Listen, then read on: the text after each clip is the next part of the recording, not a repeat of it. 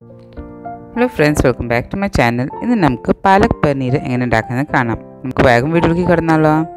ഇതിനു വേണ്ടിയിട്ട് നമ്മളൊരു ബഞ്ച് പാലക് എടുത്തിട്ടുണ്ട്. ഇത് നന്നായി കഴുകി വൃത്തിയാക്കിയതിന് ശേഷം നമുക്ക് ഇതൊന്ന് കട്ട് ചെയ്തെടുക്കണം. നമ്മുടെ പാലക്കിൻ്റെ താഴെ തണ്ട് കുറച്ച് നമുക്ക് കട്ട് ചെയ്തെടുക്കാം. ഇത് സെപ്പറേറ്റ് ആയിട്ട് നമുക്കൊന്ന് കട്ട് ചെയ്യാം.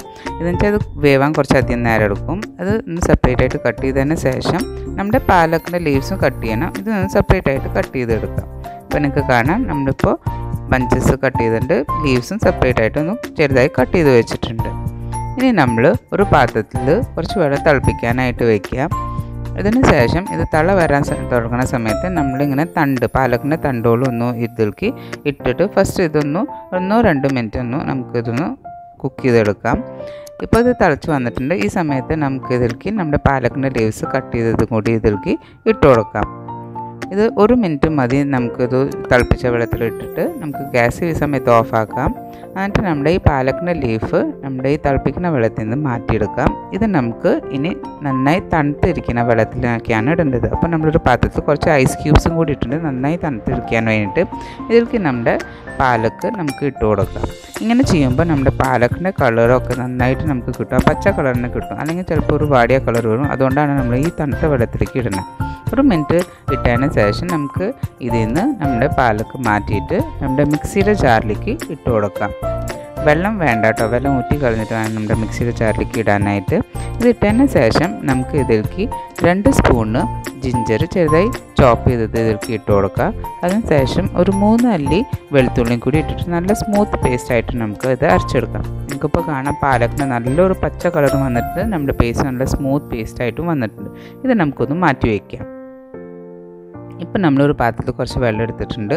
ഇതൊന്ന് വരാൻ തുടങ്ങുന്ന സമയത്ത് നമുക്ക് 200 ഗ്രാം പനീർ ക്യൂബ്സ് ഇതിലേക്ക് ഇട്ട് കൊടുക്കാം. ഇനി ഈ വെള്ളം ഒന്ന് തിളച്ച് വരുന്ന വരെ വെയിറ്റ് ചെയ്യാം. തിളച്ച് വന്നുകൊണ്ട് നമുക്ക് നമ്മുടെ ഗ്യാസ് ഓഫാക്കിയിട്ട് പനീർ ക്യൂബ്സ് ഇതിൽ നിന്ന് മാറ്റിയെടുക്കാം. ഇങ്ങനെ ചെയ്യുമ്പോൾ നമ്മുടെ പനീർ ക്യൂബ്സ് നല്ല സോഫ്റ്റായിട്ട് നമുക്ക് കിട്ടും. ഇപ്പം നമ്മളൊരു പാത്രത്തിൽ 2 ടേബിൾ സ്പൂൺ സൺഫ്ലവർ ഓയിൽ ഇട്ടിട്ടുണ്ട്. ഇതിലേക്ക് നമുക്ക് 1 ടേബിൾ സ്പൂൺ ബട്ടർ കൂടി ഇട്ട് കൊടുക്കാം. ഇത് നന്നായിട്ട് ഒന്ന് മെൽറ്റായിട്ട് വരട്ടെ. ഇനി ഇതിലേക്ക് നമുക്കൊരു 3-4 ചെറിയ കഷ്ണം നമ്മുടെ കറുവപ്പട്ട ഇട്ട് കൊടുക്കുക. അതിനുശേഷം ബേ ലീഫ് ഇങ്ങനെ പൊട്ടിച്ചിട്ട് ഇട്ട് കൊടുക്കുക. നമ്മൾ ഗ്യാസ് സിമ്മിൽ വെക്കാൻ മറക്കരുത് ഈ സമയത്ത്. ഇതിന് ശേഷം നമുക്ക് ഇതിലേക്ക് ഏലക്കായ ഒരു 3 ഒന്ന് ചെറുതായി ഇടിച്ചിട്ട് നമുക്ക് ഇതിലേക്ക് ഇട്ട് കൊടുക്കാം. നല്ലൊരു ഫ്ലേവറും മണം ഇതിന് കിട്ടും. ഇനി നമുക്ക് ഇതിലേക്ക് 1 സ്പൂണ് ജീരകം കൂടി ഇട്ട് കൊടുക്കാം. ജീരകമൊക്കെ ഒന്ന് പൊട്ടി വന്നതിന് ശേഷം നമുക്ക് ഇതിലേക്ക് 1 സവോള ചെറുതായി ചോപ്പ് ചെയ്തത് കൂടി ഇട്ട് കൊടുക്കാം.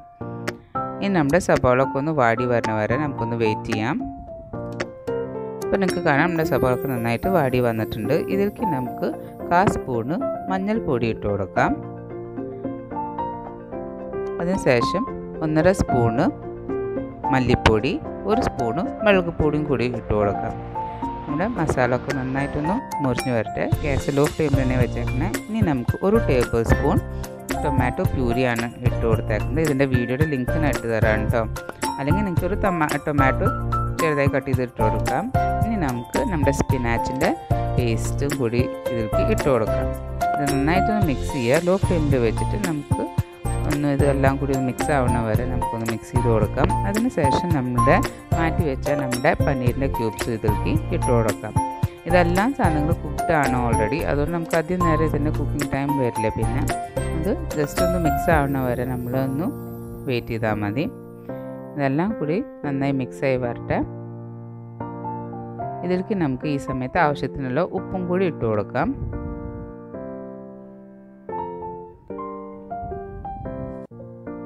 ഇനി നമുക്ക് ഇതിലേക്ക് ഒരു 1/2 സ്പൂൺ ഗരം മസാല പൊടിയും കൂടി ഇട്ട് കൊടുക്കാം.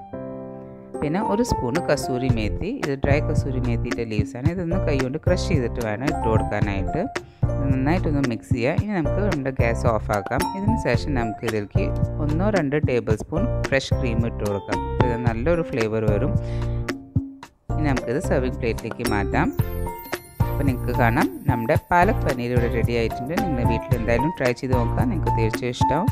വീഡിയോ കാണുന്നവരെ ബൈ.